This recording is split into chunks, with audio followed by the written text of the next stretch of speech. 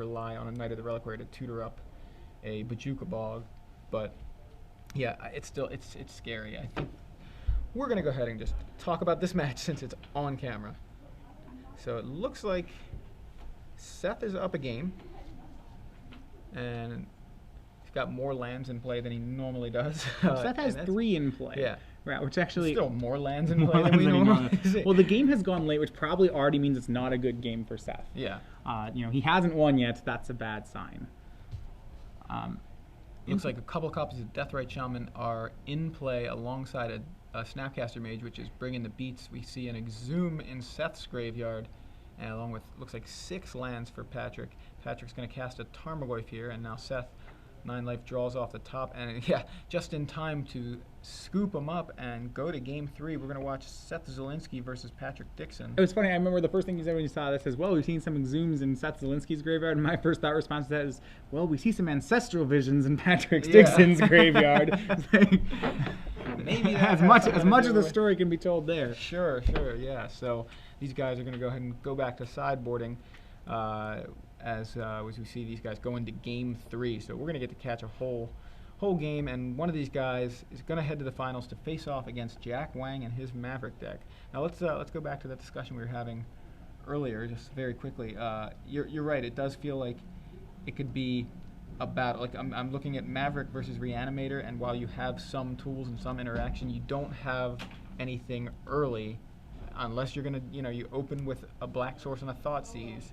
It's gonna be tough for you to really interact early with the speed that Seth's deck is capable of. So I think I maybe just want to go with the Shardless Bug deck, because at least that gives me some sort of fighting chance, because it's another creature deck, and maybe my creatures are just, like you said, they're a little bigger than Rug Delver. They're also kind of bigger when you're comparing them to Shardless Bug.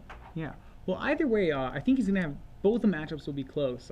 In this matchup going to game 3, really it's kind of the newcomer, the legacy newcomer here is the Shardless Bug deck and how it interacts with Reanimator. Yeah. And actually with Maverick, that's a matchup that hasn't been played out too many times. So the one is, how does Patrick approach this game 3? As the Shardless Bug deck, a black first deck for the most part, and how it disrupts things. It does have 3 Force of Will, but other than that, it plays Liliana of the Veil, Maelstrom Pulse, Thoughtseize, and actually, interestingly, Patrick Dickson's deck does not play any Hymn to Turox in it. It's a little light on the combo disruption.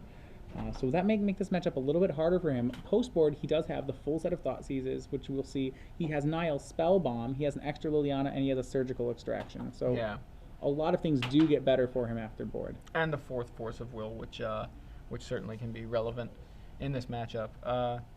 He's got, we talked about Baleful Strix earlier, because it's another all-star of this particular deck. It's very powerful card. It can, in certain situations, just be an Elvish Visionary, but that Death Touch actually, it can actually hold off a Gristlebrand from attacking. Well, sometimes Baleful Strix is more used against Tarmogoyf decks, and that's where creatures are bashing into each other. It's really a great card. It's an Elvish Visionary that trades with anything, which is just this great ability. In this matchup, it's not as good, just because there's a couple dangers that Gristlebrand does. Sure, it stops it from attacking, but the bigger issue is that Gristlebrand still draws you 14 cards, and Seth Zulinski, if it's able to, Seth Zulinski's deck, once it has an extra 7 or an extra 14 cards, it's really going to be hard for its opponents to recover. And if he's really worried about it, he can find his Tidespout Tyrant, he can find his Elesh Norn. Just the presence of Gristlebrand in play is really hard for Patrick to deal with.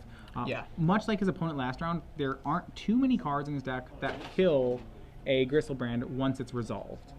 He has Jace the Mind Sculptor to unsummon it, Liliana to edict it, and 2 Maelstrom Pulses post board, and that's actually it once it's on the board. Okay, so yeah, just not all that much as far as removal goes. Well, yeah, but the thing is, presumably, once I have a Gristlebrand in play, if your plan is to, play a sorcery speed answer to it, well, the Gristlebrand player can draw 14 to find a Force of Will or a Daze for it. It's unlikely that you'll actually be able to kill it. Yeah. I mean, that's kind of the reason to play a card like Gristlebrand, because you can immediately draw 7. He protects himself in the best way possible by drawing you tons of new cards. Yeah, and even if it is dealt with, you've got a handful of action. So very, very It's a strong card. I'm surprised that I'm not surprised to see it making the impact in Legacy that it's made. But yeah, if you're just joining us, I'm Joey Pasco in the booth with Matthias Hunt. Sorry, all right. I slipped. I know how to pronounce your name, no, Matthias. It's fine. We are in the semifinals here. Yeah, we'll just bring you game 3. We switched over. This is the match between Patrick Dickson, who we actually haven't seen on camera yet. Patrick Dickson is the number 5 seed. He went 7-1 through the Swiss, now 8-1 with a win over Timur Babakal. He's playing against, well, the overall 1 seed and the last undefeated player here, Seth Zulinski, in his Reanimator deck. Yeah, so kind of a lot of action this weekend. We crowned a Standard champion this morning. It seems like it was so long ago. Yeah, it was Robert Cedar taking down Standard with an Esper control deck. Yeah. Really a deck out of left field in Standard right now. Certainly, yeah, a deck that we didn't even realize how far it had made it really until it makes a top 8. We had 2 copies of Esper in the top 8, which were just surprises in general. And yeah, taking it down. So congratulations to him. We're well on our way to finding another champion for this weekend, and these guys are now underway. We've got an Underground C on turn 1 for Seth Zulinski. Right. So Seth, we know, was on I believe was on a 6-card hand. I believe he mulliganed once. Not uncommon for Reanimator. Remember, Reanimator really doesn't need that many cards to make its hand click. Yeah. So looks like the Underground C is the play. We're gonna find out how many cards. It looks like 7, I thought. Maybe but it's 7. Okay, we'll check on that. Okay, no mulligan. Okay. They just drew hands. I believe what I saw was they maybe resolved their mulligans out of order, which it's fine to do. Yeah, so we have Thoughtseize. It looks like 7 cards in Patrick's hand as well, so no mulligans for either player. We've got 3 lands, double Force of Will, Shardless Agent, and a Deathrite Shaman in Patrick's hand. So that Thoughtseize. This is about as good as Patrick can hope for. It's got 2 forms of disruption, and when you're on the draw, you know that it's going to be a tough matchup for you. He has Force of Will, a protected Force of Will. What I mean by that is that there's no way this Thoughtseize can take Force of Will out of Patrick's hand. He can't take both forces. He can't take the blue card. Right. And then he had a follow-up threat, which was Deathrite Shaman. Now, one of the dangers in this matchup, especially from the Shardless Bug deck, is that the Shardless Bug deck is actually a little light on ways to close out the game. It can disrupt Reanimator's early game, but sometimes it falls into the trap where it's all disruption, and no substance. Yeah. And then, the Reanimator deck just, continues to draw more copies of things. And Seth, I think, noticed that, and he took the Deathrite Shaman as opposed to, he gave Patrick the 1 counter spell and says, well, maybe when I try to make Gristlebrand a second time, you won't have it. So Patrick plays a Verdant Catacombs and passes back to Seth, who's going to play a Brainstorm. He did follow up that Thoughtseize with a Lotus Petal last turn, so his permanents right now are Lotus Petal, Underground C. He has not yet played a land drop. He's currently resolving a Brainstorm. That Brainstorm, I believe, found him a Reanimate, and there is that Reanimate.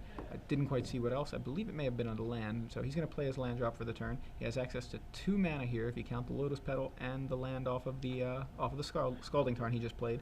So it's possible that he has some action this turn. Well, what Seth does have is that Thoughtseize is continuing to help him from turn 1. He knows he's not under a great amount of pressure. That's likely the first thing Patrick will do is cast a turn 3 Shardless Agent.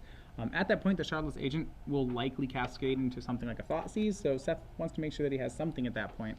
But he has at least 1 more turn here to set up whatever play he wants to go for. And he's going to go with an Entomb here.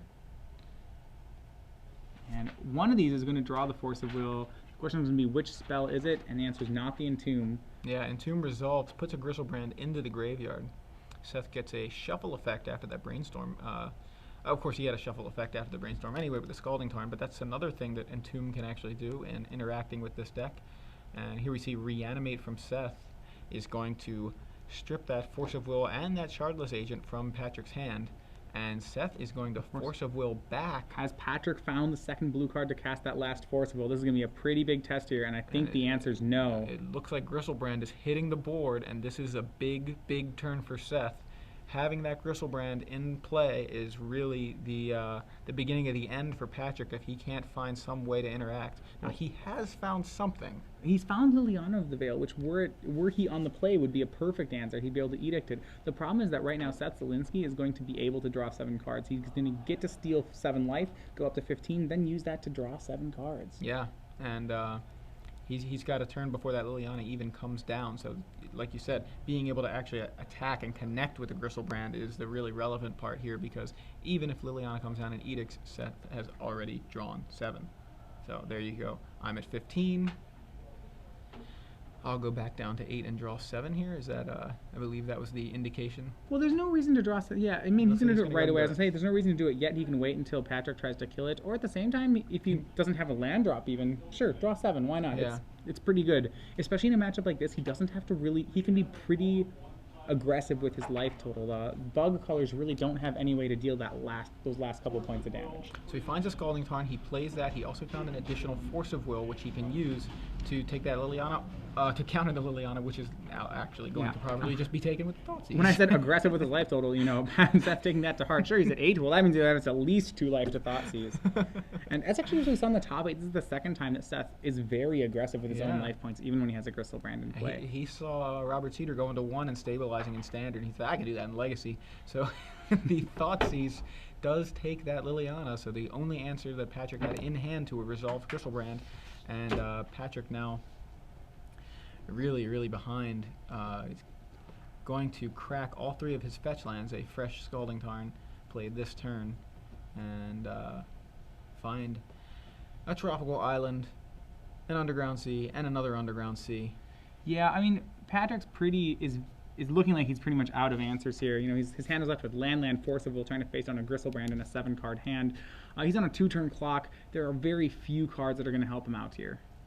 And I believe what he drew was a Shardless Agent, so he's going to have, you know, a little bit of fun with Cascade here while he can. He finds a Baleful Strix, which he did keep in, and will actually hold off that Gristlebrand from attacking again if Seth doesn't have an answer. And that's why Gristlebrand is so good, because he draws an answer to whatever your opponent tries to answer it with. So, and second Force of Will counters the Baleful Strix, and he does let Patrick keep the 2/2. It's very nice of him. Yeah, he says, all right, Shardless Agent resolves, and Seth now going to Brainstorm. I believe that this is end of turn Brainstorm. Well, yeah, he's doing it end of turn because he can crack this fetch land, so it's not actually just, you know, the end of turn draw card. Sure. So it's unclear how he brainstormed there. Yeah, I think it looked like he looked like he pondered with it. Yeah, he actually pondered with it. Which actually is a legal thing you can do with Brainstorm. You can look at the top 3, put 2 back, take 1 and put it in your hand. That's, I believe, because it does the same thing. Yeah, he put all 3 back. Yeah, he put all 3 back and drew 1. It's actually something you can do, but, you know, all right, he'll go ahead and resolve it the correct way now. Yeah. But I think because that's not actually an illegal way to resolve a Brainstorm, it's just fine. It's not very transparent. You know, everyone's like, well, what did you just do? That's not instant speed Ponder, but it, you know, Brainstorm's just kind of a better card than Ponder a lot of the time. So if you want to turn your Brainstorms into Ponder, your opponent will likely be okay with it. So he does put a couple cards back with that Brainstorm and crack the Scalding Tarn to drop to 4 freshen life. up. Yeah, drop to 4. He's going to freshen up the top cards of his library, and so as long as he doesn't pre-combat double Thoughtseize, I think he should be just fine in this matchup. Yeah, or just try to activate Gristlebrand. Yeah, actually, that one. No, actually, the rules stop him from making that mistake. For, you know. Yeah, lucky him. Yeah, you can't pay life you don't have. But if you do have enough life to actually pay it, then you can pay all. If you have 7, you can. If you have 7, you can pay it all. So an Entomb from Seth here, and I believe this is still end of turn. Yeah, there's actually quite a few ways you can kill himself. You can pay it all. You can actually reanimate and then just lose life that's more than your life total, because reanimate isn't a cost. You're allowed to do that too. But, you know, killing yourself with Gristlebrand a lot harder than killing yourself with some of the other cards in your deck. Draws a Polluted Delta off the top. He's going to go ahead and play Exhume. And what that does... the Elish Norn into play. Patrick said, okay, so you killed my guys. Yeah, more importantly, what that does is it pumps the 7/7 into a 9/9, well, Exhume's like, okay, so that's saying, well, you do have to bring back the Baleful Strix, but now I just want to kill it again. But you get a card, but you're dead. It's swing for 9. That's pretty much, I think, what was exactly It's very important that we resolve these correctly so that I